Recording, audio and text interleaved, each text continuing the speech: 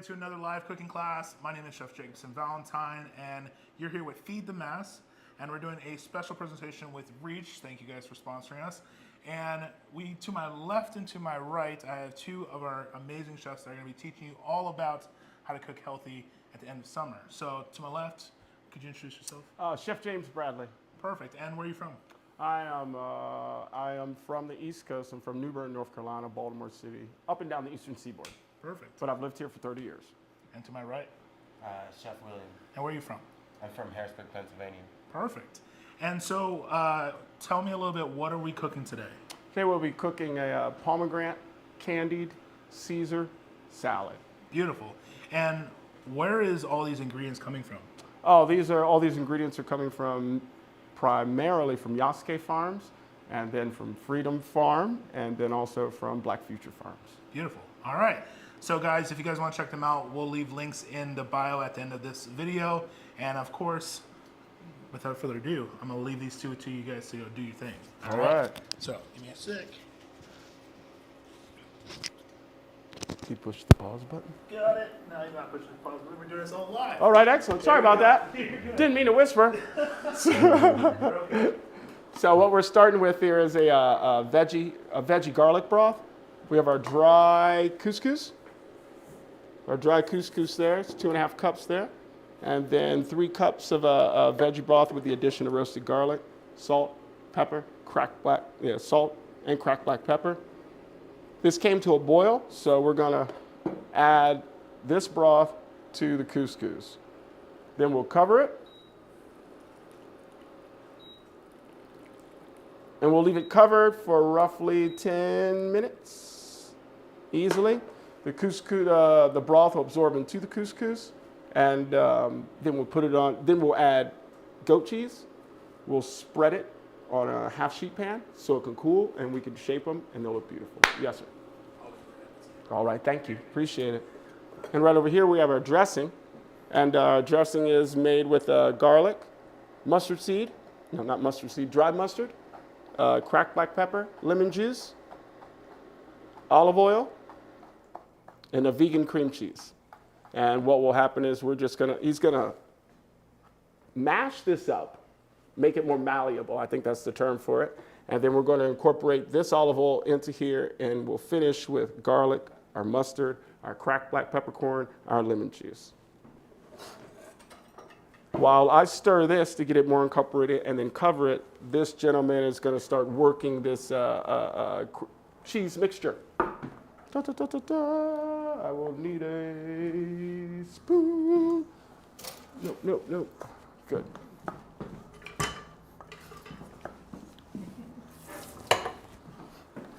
And we want to. Where's this dish from? Where's this dish from? The back of my brain. No, this dish is. I love salmon. I love fish, and fish and salad with fruit at the tail end of summer is always good and good for you. To further answer that question, the combination of seafood, again, at the end of summer is good. Why? Bright colors build the body, makes the body happier. And if you're looking for electrolytes, if you're looking for vitamins and nutrients, choose those colorful vegetables and make sure that there's a balance between your proteins and your vegetables. What does that mean? You want more vegetables and fruits than you want animal protein. That's what that means. So stir that. Now I'm going to cover this with saran wrap. So what got you into working at Yasuke Farms? Oh, wow, that's a huge story, but I could shorten it. We do have time. I was executive chef, and owner, one of the owners of Poshine's Cafe de la Sol in Kenton. And Miss Michelle Dr. Michelle had rolled by, and she had some produce. I didn't even know her, but she rolled up and offered us some produce, and I offered her some food, so there was an exchange. So every time she was on her route, she'd roll through North Portland maybe 2 or 3 times a month, and she'd come through, and we would glean from what she had left over. She didn't want to take it to the farm because it wasn't enough to. Anyway, she didn't want to take it back to the farm, so she gave it to us. She knew that we would utilize it, and in trade, I'd give her some food for her family or for her. And from that, we formed a relationship, and it's just really cool because I hadn't seen her for a while, and I've since resigned from Poshines, and had been like a year, maybe 8 months to a year, and then she'd given me a call, she'd given me a call. We had met up, rekindled, and it was just awesome. Like, wow, right on. And she said she missed me, I missed her, but she expressed that the food that we had given her really blessed her, because when she normally does her drop-offs, most restaurants don't even offer her water, don't offer her food, don't offer her anything. And I was astounded by that, because it's the service industry, and it's not a give and go. Everybody's family in the service industry. If a restaurant if our neighboring restaurant is deficient in something, it's obligatory to the restaurant to give. Why? Because food is a gift, and it's necessary that we continue that flow of energy. Did that answer that question? Answer that question. All right. Let's talk about this dressing. What are we doing now? We got all the mixtures. We got all the goodies in there. Just bring it right here, please. And thank you. You could go ahead and incorporate. He's going to add the cracked black pepper and the mustard. Then he's going to add the garlic. Lots of garlic. You can never get enough garlic. Ooh, thank you. Can never get enough garlic. And once he has all those ingredients in here, I'm going to slowly drizzle the olive oil in there so it could be emulsified. And the dressing's quick and easy. I sway to, oftentimes I'll turn what meat eaters or non-vegan people, oftentimes I'll use vegan formulas not to trick people, but to encourage people to try something different and let them know just because it's vegan or vegetarian doesn't mean it has to taste like cardboard. Okay. And I'm drizzling. Start stirring, please. Mm-hmm. And thank you. A little quicker, please. And thank you. What is your two relationship? This is my nephew. Okay. Yeah. I helped raise him. And when we first, a little faster, please. When we were first opening Poshines, I thought of him. And I called my sister and said, we need to get this boy out here, because he was interested in cooking and, being a youth, being a knucklehead. We were all knuckleheads. So I was making not like a last ditch effort for him not be a knucklehead, but just to encourage him and let him know that I loved him. And we had something out here to offer him. And he was out here for maybe 4 or 5 years. And he helped us open the Rose Garden establishment we had. He helped us open there's a racetrack, Portland Raceway. He helped us open that establishment. So it was great. But then he missed his girlfriend and decided to go home. But he's back now, so that's a great thing. Stir faster, please. Faster. Righty. Yeah. We're going to give it a taste and make sure it's straight. In the meantime, as he's stirring, I'm going to add this goat cheese to this couscous.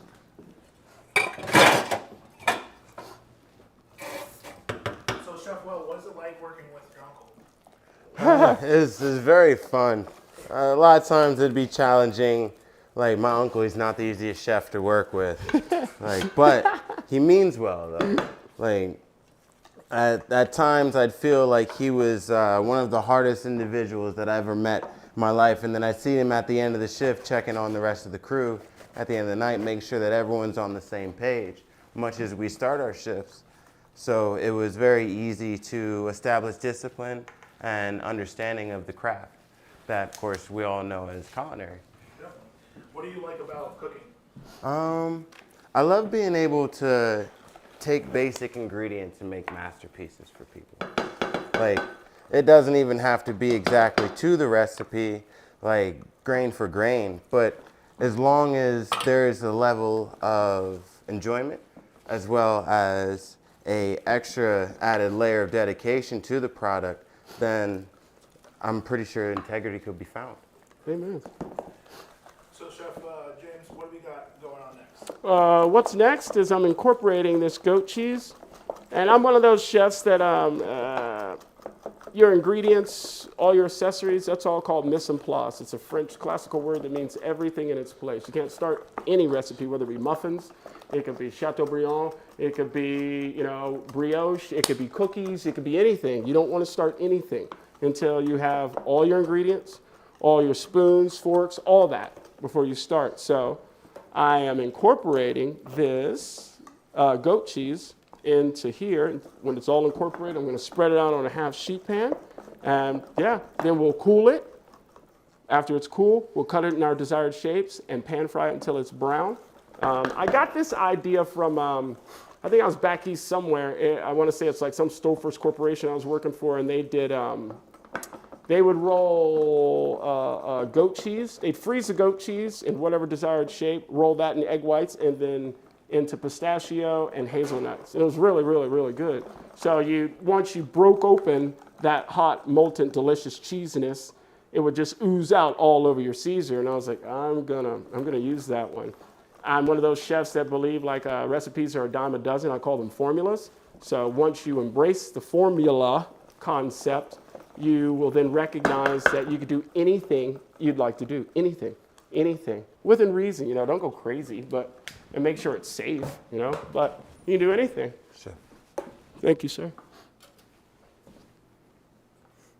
So what are you doing now? Oh, yeah. Like that. Yeah. I was tasting it to make sure that my nephew, just the back of the spoon, please. Yep. I was making sure he was on point, and it is on point. On point meaning that it's even, there's enough acid. The acid complements the garlic complements the acid, and then it's like a layered effect. You taste each individual component, and then at the end, you're like, wow, that's Caesar, and it's not really heavy. I'm not one of those chefs that like to, most Americans are over-satiated, meaning we need to be rewarded, you know what I mean? So we can be gluttons at times, and our style is making sure that the flavor's there, the color's there, it's beautiful on the plate, it's going to nurture and edify the body, but you don't need, I can shorten this whole thing. Nobody needs a chicken fried steak this day and age. No one does. No one needs a chicken fried steak with gravy and a side of grits and 3 eggs and some toast. No one does. So that was popular when we all worked in the fields. We don't work in the fields, so I strongly suggest that you eat to complement your day. Yeah. You don't need steak and eggs if you work an office job. You're going to feel heavy, So go with granola, go with fruit and yogurt, go with something that's going to help you go forward, not force you to crash. So that's that. Really, thank you, appreciate it. What we're going to do here, which will make it easier also, take this saran wrap, Will. Cover it first, and then we'll place it on top. You understand? Yes, sir. All right, thank you. Explain that to people. To the people? You told him that. They didn't know what you meant. Yes, sir. Thank you, sir. What we're going to do is he's going to cover this quarter sheet pan or half sheet pan with saran wrap, which is going to make it easier for this product to lay on here nice and even. Then he's going to cover it with another piece so that when it'll make it easier for us to cut. It's going to make less mess. What else is it going to do for us? It's going to show you what you have, because once we get it out, we can just lay it right here without the sheet pan, and then cut our desired shapes. But it also makes it easier for the next chef. Let's say a next chef was coming in later. It makes it easier for him to cut, makes it easier for him to see the size, makes it easier for, after you cut your desired shapes, then you could take all the scraps, mold it up, reshape it, re-refrigerate it, cut it again, and you're good. Does that make sense? I hope that answered your question. Thank you, sir. And to add to that, there's often many times in the restaurant field where a lot of product will get wasted in between transportation.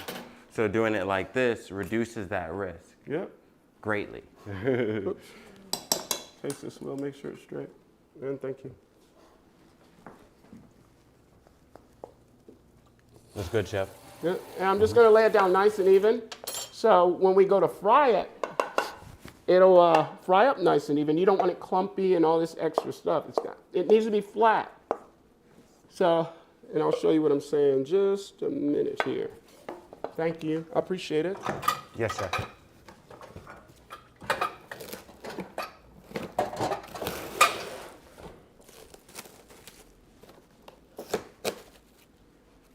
See here? Less mess. We could have used a spatula to smear it out, but this is just less mess. I learned this from doing a lot of baking. Guys, I'm a pastry chef also. That's my love. But I incorporate I've said that word too many times. I mix the concepts of savory foods and pastry together, and it makes my life easier, and it makes it easy to teach. Does that make sense? Excellent. Good class. So we're going to flatten this out, and this will give us a natural line. Okay? You could use a rolling pin. If you don't have a rolling pin, you can use a wine bottle. My wife often gets on me when I'm making pita bread or something like that. James, we do have rolling pins. I'll be up there with a wine bottle or a can of Pam, like the spray stuff, you know what I mean? Just cuz. Okay. Speaking of. Yeah, right? This kitchen has everything. It does. It does. And I appreciate that. But it being even, why is that important? So when you go to fry it, you don't have any dark pitches. Pitches meaning instead of it being flat, you know what I mean? You'll have this piece that thin and the other piece that thick. We don't need that. That's not going to work. And we will fry this in olive oil. If you feel like you need more salt, you can add some butter. Salted butter, that works, you know, but just don't use too much. It'll be a nice even 50-50, like a half tablespoon of olive oil to a half tablespoon of butter. Why? Butter is good for you. Don't let nobody confuse you. What I'm saying to you folks is don't eat butter every day just because you feel like it and it's delicious. Yes, it is delicious, but there needs to be balance. What do I mean by that? Olive oil is a high-density lipoprotein. What does that mean, chef? That means that it forces our body to metabolize our food better. I drink a tablespoon of olive oil every day, and a tablespoon of molasses every day, and a tablespoon of apple cider vinegar every day. Why? My granddaddy, he did it, and it made sense. He couldn't explain why, but he said, make you live longer. So I said, okay, that works for me. But as I got closer and closer to culinary arts and the science and all that stuff, it's very true. What's the opposite of high-density lipoprotein? Low-density lipoprotein. Those would be saturated fats. Olive oil is a fruit oil, so you can get away with avocado oil also, but I push extra virgin olive oil because it's good for you. It's delicious. It's really delicious. I even use it on my face. It's crazy. I haven't used it on my hair. My dreads go clear down my back. It works. It works. All right, so now we're looking pretty even. And we'll throw this in the freezer only for about 3 minutes. So, Will, if you could, set your timer on your phone or one of you wonderful folks. What else is next? We're going to take a break. We really appreciate y'all being here. And we'll be back in 5 minutes. Thank you.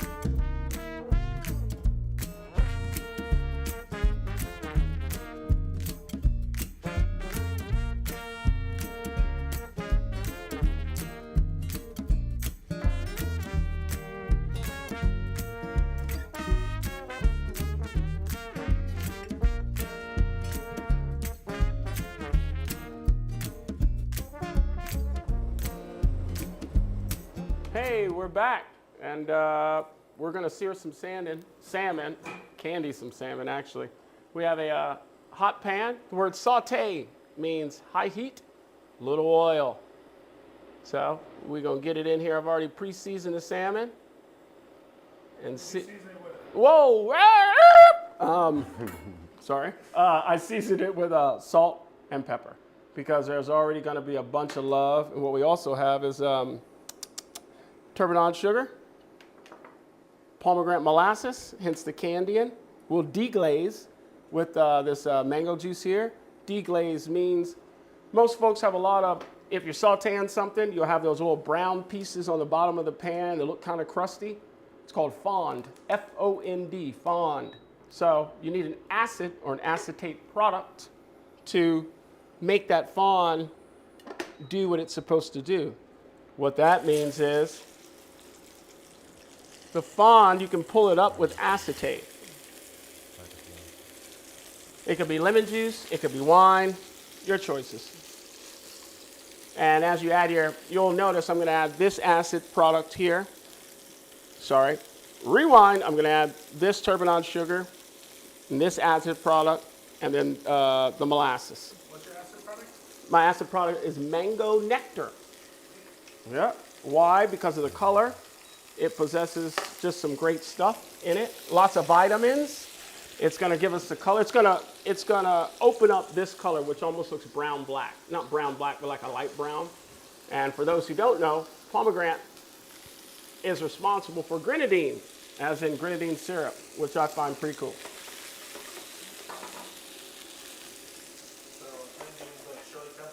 Grenadine's like Shirley Temple. It's that red stuff that they put the maraschino cherries in. It's kind of ridiculous, but there it is. So we're going to wait until these get a hair more brown. See that color there? That's what we want.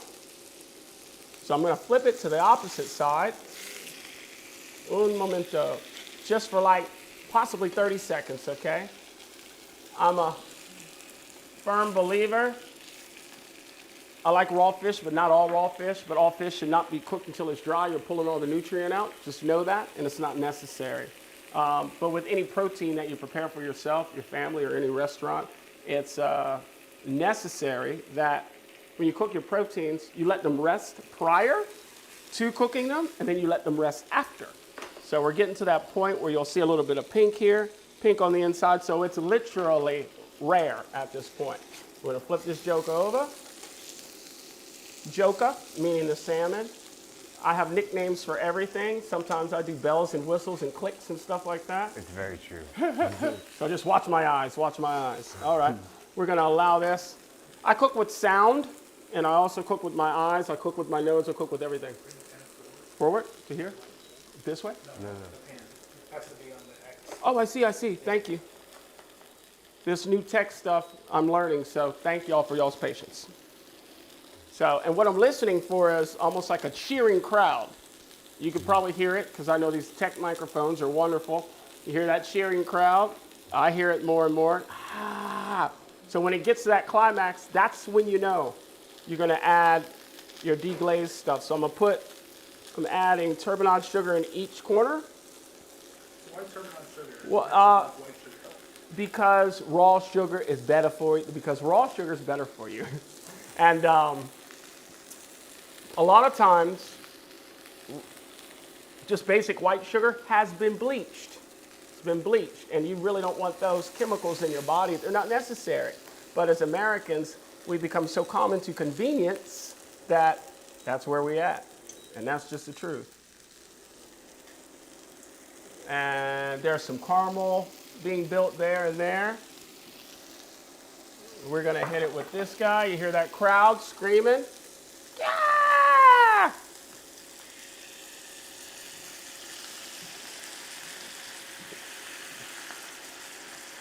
And you'll notice some really big bubbles. We're gonna wait until those big bubbles turn into little bubbles.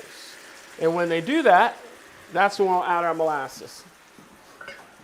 And you could cap it, but it's not necessary. You could put it in the oven. I'd rather you put it in the oven versus cap it because you don't want too much steam on it. Too much steam is going to make it separate, and it's going to make it gushy. It's going to almost present like it's emaciated. So, see these big bubbles? They're going to turn into small bubbles. I'm going to stop touching this pan because I'm not doing good there. But these big bubbles, big bubbles, big bubbles. And right in that corner, you see that caramel developing? So I'm going to spin it like that, just so this side can do what it's supposed to do. And to encourage that, see how these are little bubbles now? Little bubbles, little bubbles. Big bubbles are still in the center. Okay. Thank you, sir. All right. And there's still more caramel right there, but to enhance that and to encourage that, we're going to add this pomegranate molasses, which is delicious. It's all just sound effects, and the sound effects do help the food taste better, just so you are aware. That's true. True statement. All right. So it virtually builds its own sauce. Okay? See how the bubbles go even smaller, even smaller. We're going to wait just a minute, roughly 2 minutes. And you got to remember, it being cooked in sugar is going to shorten the cooking time, which is also awesome. So I'm going to make an effort to draw these closer to center so that we got some evenness going on. See these itsy bitsy bubbles? Please do not stick your hand in there. You might see me do it, but I've done it for years. And when I was studying to be a pastry student, one of our chefs, Jan Bandula, who I apprenticed under, he would encourage us to pour boiling water in our sinks where we were washing dishes and then add cold water as you go. Why? To temper your hands. Why is it necessary to temper your hands? So that if you're in a position in a kitchen cooking the line, you being burned isn't going to affect the product. The product and the people out front are way more important than your body and your hands. So I'm not suggesting that you temper your hands. I did, and now they're like oven mitts. But there's a problem with that. Like, I have trouble buttoning my pants. I have trouble tying my shoes, all sorts of stuff that comes with what you have to do in order to be a great chef. So there it is. See, smaller bubbles again, and then you'll see in this corner here, that's just strictly caramel. Oh boy, is this gonna be good. You guys aren't even ready for it. And I'll just, as an example, I'm going to just flip one over and probably turn it off. Why? We don't want it to turn to blackjack.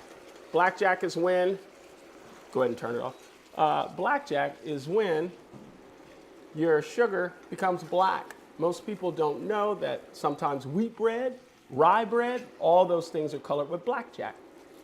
So if you burn some sugar at your house, know that you could use it for a coloring agent. All right, you see that syrup? That syrup is sauce. It's all sauce. And it's delicious sauce. All right, so we're good there. So next step, slide that into the fridge, please, and thank you. My nephew is going to chiffonade some romaine, mustard greens, 50% romaine. What's a chiffonade? Chiffonade is an eighth by an eighth by an eighth of an inch, literally. Let me see that real quick.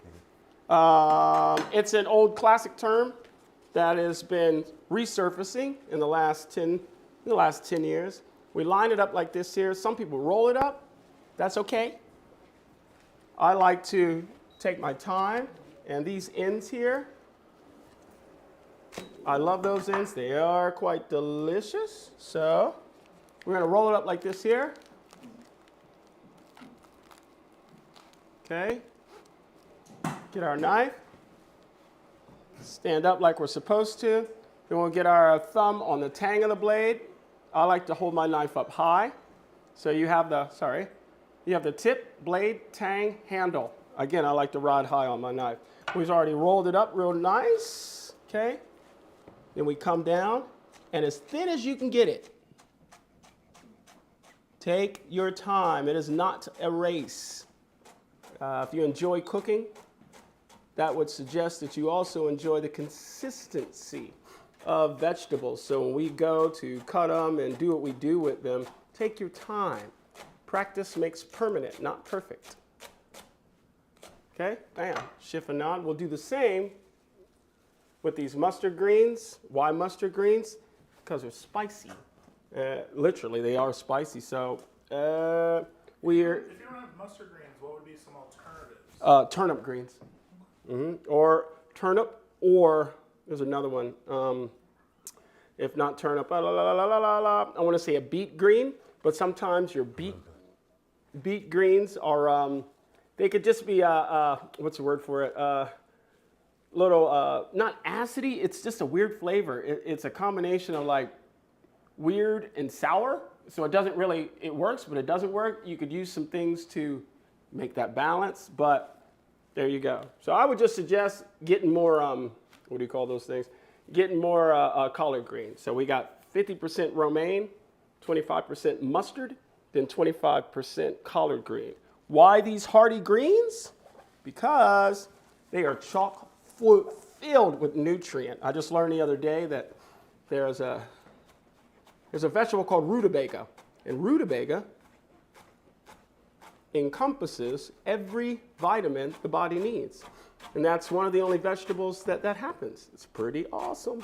But the collard green and mustard green and turnip greens, they grow all year round. So back in the day, when we were settling America, we ate a lot of collard greens because we didn't know where our meal was coming from next. So, but these collard greens raw with some brown rice, you can live on that for the rest of your life and you'll probably be the healthiest person in the world. But there you have it. So, all right, again, we roll it up like a cigar, then we come down. Sorry, take our time. Take your time. After a while, you'll have some speed behind yourself, but it's not necessary. You guys aren't feeding, you know, you don't have a line of 80 people outside of your front door. I hope not anyway. All right. But in the last couple of years, I've incorporated a lot of hardy greens with my regular greens, with my spring greens. Why? Because outside of this being delicious and wholesome, this being delicious and wholesome, each component is wonderful. But when you add these guys that are year round, you don't have to eat as much of it. You can eat a little less and still get not only filled, your brain, it's omega-6. I mean, so much nutrient. It's incredible. It's incredible. So that's that story. There you go. I said 50, 50% already said that piece. Cool. So, and he's then going to cut the rest. I'll cut this part. Again, curl it up.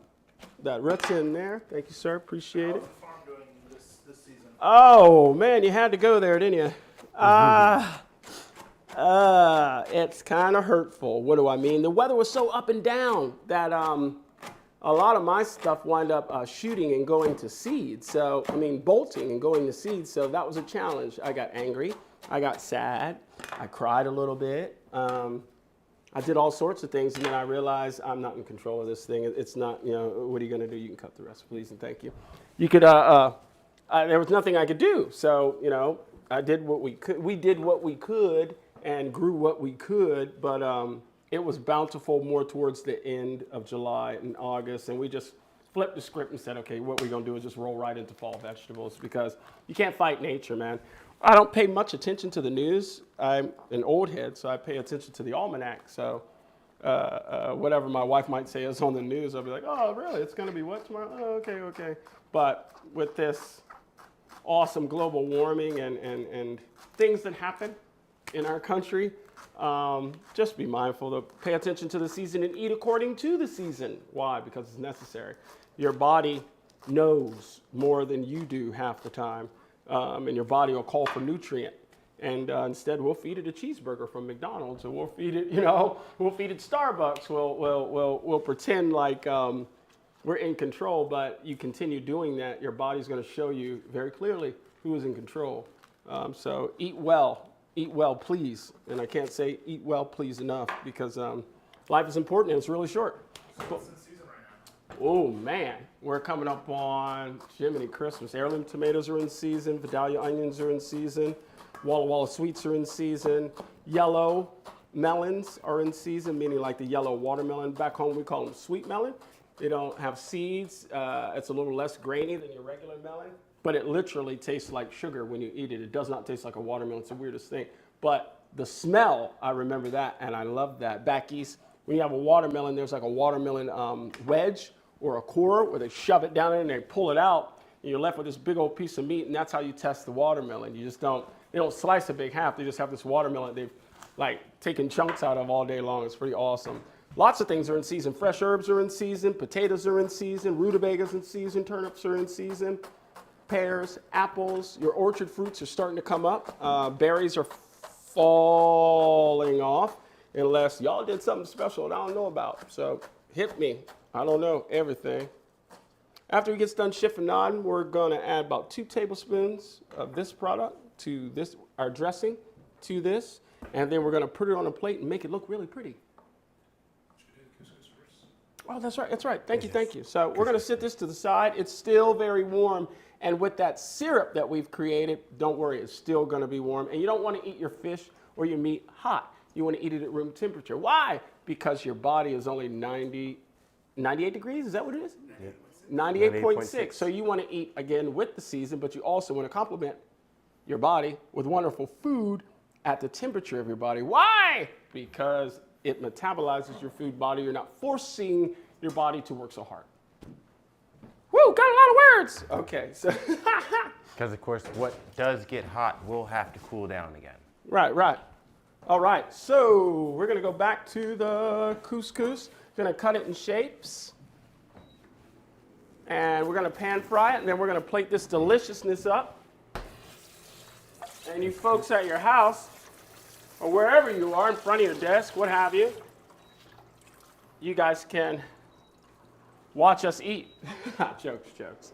All right. And we're cool enough. And what you want it is literally the temperature of your refrigerator. If it's a little warm, that's okay. And if you can prepare me a pan here, that'd be wonderful. Thank you so much. Slide this forward.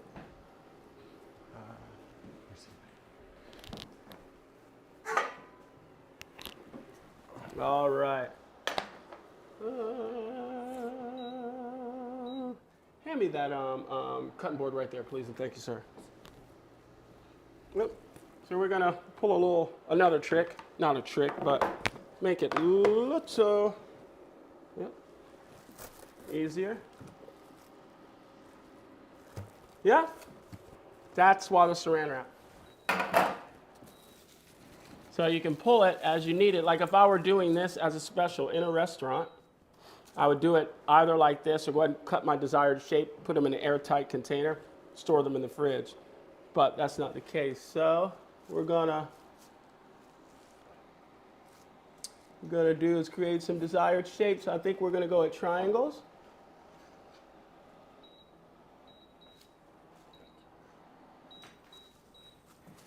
And again, take your time. This is it's an art because it should be enjoyed, you know? And it's an art because you're educated by it. It's an art because it's a challenge. But it's really an art because somewhere along the line, you will be affected emotionally. Let's say that. Whether it be bad or good, you know? If you don't like it, you're mad, it's terrible. Okay, what didn't you like about it? That helps the chef. That helps the creator of the meal, you know what I mean? Olive oil, about a tablespoon, please, and thank you. Olive oil. And you can make a crouton out of anything, you know. Well, what's the difference? Here's a good example. The difference between a soup and a sauce is presentation. So you could run with that all day. When I say run with that, I'm speaking in reference to you could take that and apply it to many things. If you wanted some more flavor, let's just leave it flat because that thing's talking to you. Beep, beep, beep. Yeah, some might want to roll these in nuts like we were talking about earlier. You could all see how solid it is. That's what you want. If it's runny, you're going to have to take it to the stove and cook it a little more. But if you follow the formula, you should be good. But it's nice and solid, so when we go to fry it up and brown it up, it's going to be wonderful. You can put the rest of this in the fridge, and thank you.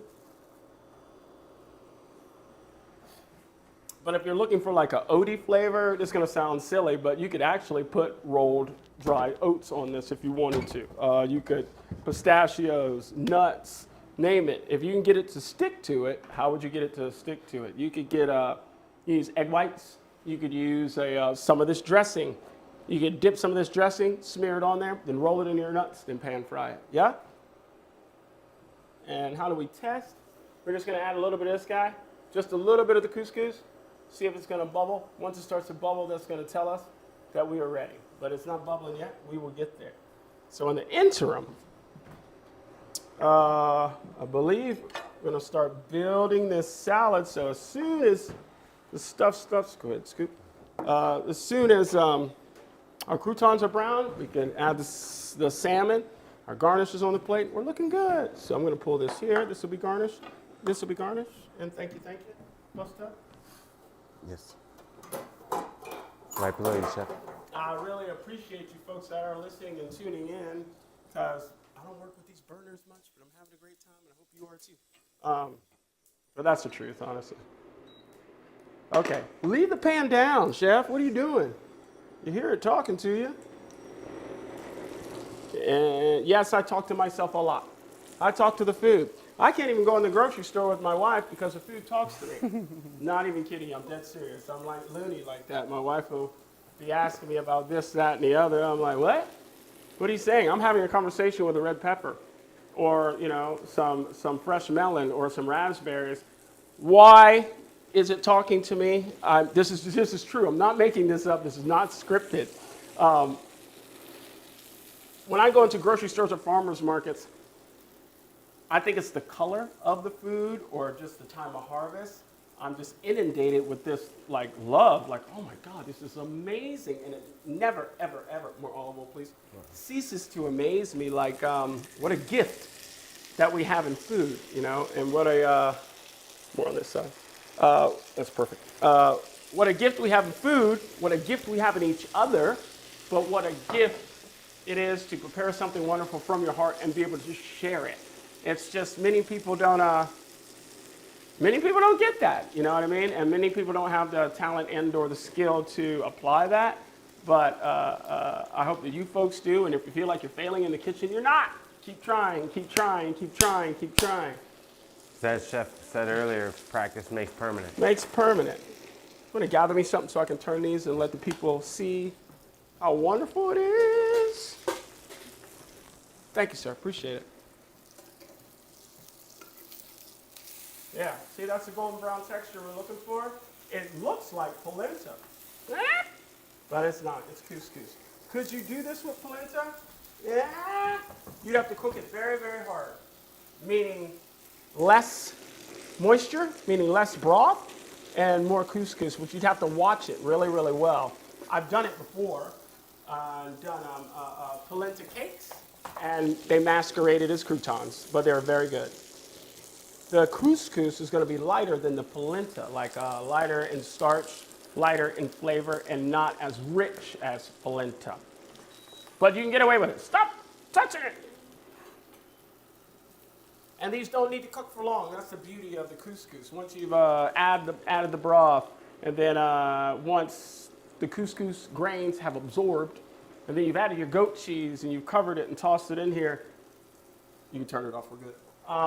Within that time, I think it took us in total 30 minutes. But if you prepare these ahead of time, oh man, you better watch out. It's delicious. Because everyone's going to think it's what it's not, but it is. There was a plate. One of those bowls will do. We'll put that to the side, and then we'll start mixing the salad.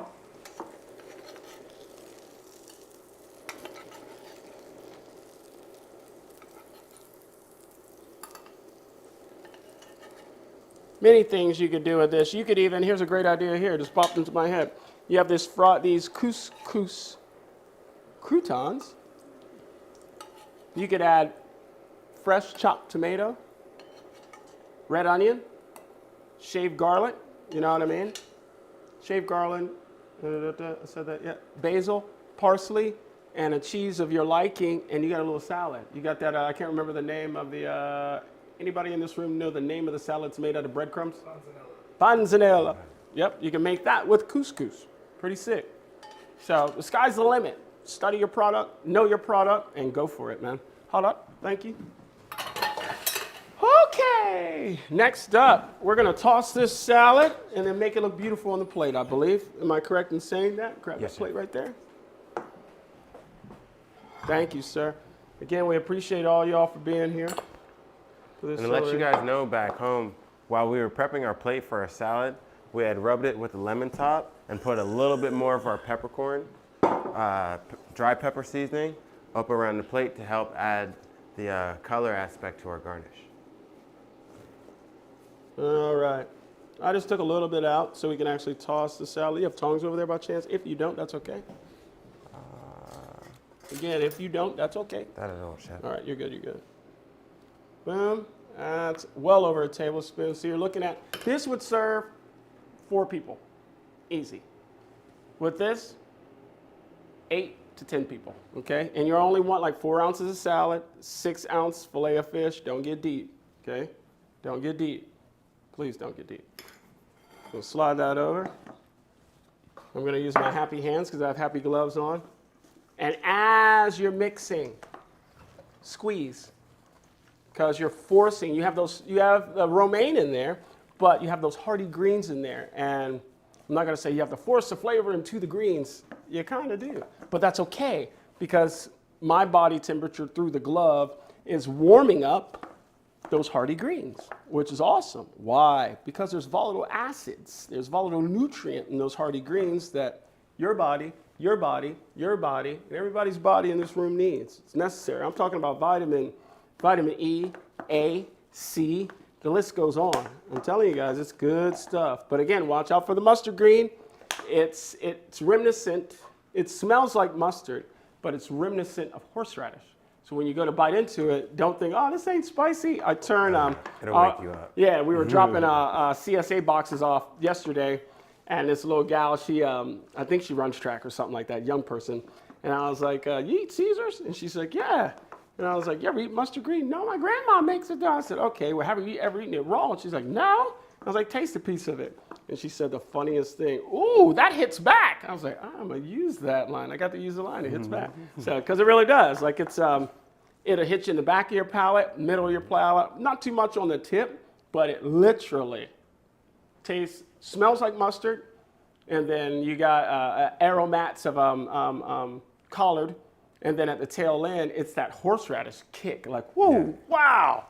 It's incredible. It really is neat stuff. So what is a CSA? Oh, I can't remember the anagram for that. Somebody please? Thank you. I want to make up my own anagram when I hear it. So it's community service, community supported agriculture. What does that mean for you guys as a farm? Oh man, we are able to bless people with brilliantly colored and wonderfully grown vegetables. And yeah, and we're able to take it to their house if they can't come out to their house, if they'd like us to take it to their house. But I really appreciate it because the people come to the door, I say, here's your produce from Yasuke. And then I ask them, we'll give them like a nutrition sheet and another sheet to tell them about the products in there. But we've learned that a lot of people have no idea what to do with these vegetables. Some folks have never seen them before, and it ain't funny. It's just where we are. We're in that day and age of convenience, and it's hurting us, folks. It's hurting us. So let's I don't want to say let's get back to eating right. Let's get back to eating healthy. That's not the point. The point is, are you cognitive of what you're consuming, and are you conscious about what you're putting in your mouth that's going to be in your stomach? How's it going to affect you in an hour? How's it going to affect you in 3 hours? These are things we need to think about, man, because it's necessary. It's necessary. Because we don't want to, if you're splurging, yeah, go to McDonald's or whatever. I don't advocate that kind of stuff, but we are in the great Northwest, and the soil is rich and beautiful, and the products that a lot of us BIPOC farmers produce is second to none. And without me beating my chest or anybody's chest, I'm just beating the farmer's chest. It's just an awesome, it's a neat responsibility to have to be here in the States and to be able to participate in this kind of stuff, because we have some of the most richest agriculture in the world. In the world. No one can beat us at that. And it's taken years for us to do that. But with that being said, it's necessary to be shared it's necessary that what we do learn, if somebody has no clue about what we're doing, teach them. And sometimes it's best just to shut your mouth and feed the people, just feed them. So that way they understand. Thank you, sir. Because it's one thing to sell it. I'm not one of those people who sell product. Why? I don't think it's necessary at all. The food should speak for itself. The ambiance should speak for itself. The atmosphere should speak for itself. Let the food do the talking. Sure. It makes more sense. Fresh claps. Thank you, sir. So there's our mound of greens, and it's wonderful. Again, 50% romaine, and then 25% mustard green, 25% collard. And those are hardy greens. You can consider, I got a brother who's a farmer, his name is Kwame, and he considers any fall type green top a hardy green, and I appreciate that. That makes it easy for folks, and it shows people how versatile hardy greens are. Here's our crouton. Go here, go here, here, and here. Right here we got some pickled onion, and it's just, I pickled this with lemon juice. That's it. And it comes out this brilliant color. Isn't that wonderful? Yes, chef, it's wonderful. Thanks, class. Yeah, chef. All right.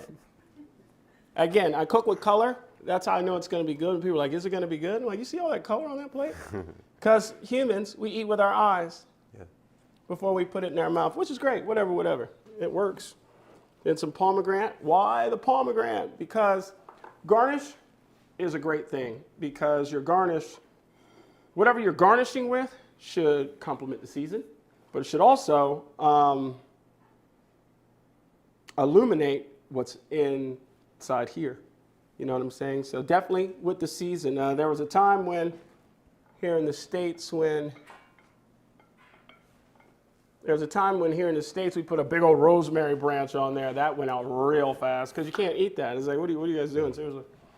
But you want to make sure your garnish is functional. And here's a question for you. You don't have to ask it, because I can't hear you. But does function follow form, or does form follow function? Just marinate on that for a minute. These are edible flowers, pansies. You could use nasturtiums too, just the same.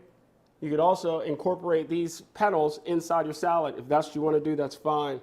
They're also considered salad herbs, because they all have a flavor of its own. What do I mean? Nasturtium tastes like literally steak, butter, and pepper. Really cool. These guys taste, they're just different. It's not going to hurt you. Some lend a lot of vitamins, and you see how I did that? I want you to do the same on that side, same colors also. Please and thank you, sir. Yes, chef. Appreciate it. This right here is peppermint, and it flowers wonderfully. Most herbs flower. And the flower is telling you that the season's coming to the end, but it's also saying that it's ready to produce seed, which is cool. This right here is oregano on the back end. And these oregano flowers are awesome. They're not too oregano-y, but oregano-y enough. But one of my favorites is chog blossoms. They come out purple, and when you put them in your salad as a salad green, it's almost like popcorn. It's really neat, so it's great. Done. This will go on the top, and then salad. Another spatula, please, and thank you, sir. And I think that's it. Cool. All right, grazie. And here's our goodness. Yeah. Yeah, that scared me. You guys can laugh. It's okay. It's okay. Yeah? Formidable. And again, that sauce, so don't even worry, we're gonna handle it with the sauce. Yeah. And just a little bit. I grew up with a lot of different nationalities, so I'm kind of kooky. But I had the Lupex down the street. Then I had this Puerto Rican couple down the street, and everybody says something different, But I was just thinking about this one lady who, she's Italian. She didn't speak much English, but anyway, Antonetti was her name, Tommy's mother. Mm-hmm. But she it's just funny stuff. And then you want to put your lemon zest right on the top of this guy, okay? She was convinced, and I believe her, she was convinced that all sauce is gravy. You had your white gravy, you had your brown gravy, you had your red gravy. It was just pretty cool. It's pretty cool. So.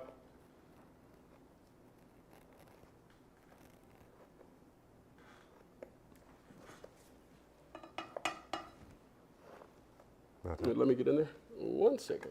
Okay, I'll pull that knife away just real quick. And my brother here, Brother Valentine's like, we got a zester. I like cutting it. For one, it helps me, it forces me to go back to my skill set. You know, that's important. Knife skills are important. If you want to get better at using your knife, get yourself a 50-pound bag of horse carrots. And you start with your julienne cut, which is 1/8 by 1/8 by 1/8 squared. Looks like a matchstick. Yes, it's hard to do. Then batonette, and then Brenois. Brenois is if we were to take all of this and go that way. And they're just itsy bitsy 8 by 1/8 cubes. You understand? And then this right here, right on the top. You understand? Mm-hmm. Thank you, sir. Batonette is like a French fry. So there you have it. And the lemon zest, that is going to add another element, the aromats element. Okay, you put the rest on there. Thank you, sir. That, because you have your syrup that we created, then you have your fresh fruit that we've created. Almost every food group is right here. Got our pickled onion, which helps to clean up the palate, get the mouth ready for things. Then you have your little starch element, your croutons. But when you get the combination of the zest and your salad greens and that sauce, amazing. So that's that. That's our pomegranate candied salmon Caesar salad. We really appreciate y'all viewing. It's a wonderful experience, a wonderful kitchen. You wouldn't even know where we're. We're in New York City right now. I bet you thought we were in Portland. No, we're really in Portland. Aren't we in Portland? I think we're in Portland. Somewhere around there. Yeah, that's our spiel. Again, fight to eat well and fight to be conscious, creative, loving, and kind. So thank y'all. Let's thank Reach for making this possible. And I know we got to thank somebody else, right? And we get better at this. Yasuke Farms, Black Future Farms. Thank Brother Valentine and all his people. And thank you for, it's the first time I've ever been here. And the first time I've been here, they make me work. Isn't that terrible? But it's been a joy. And I'm excited. And I hope you're excited too. And I hope to see y'all soon. And have fun creating, y'all. Exactly, exactly. Thank you. Have a great night.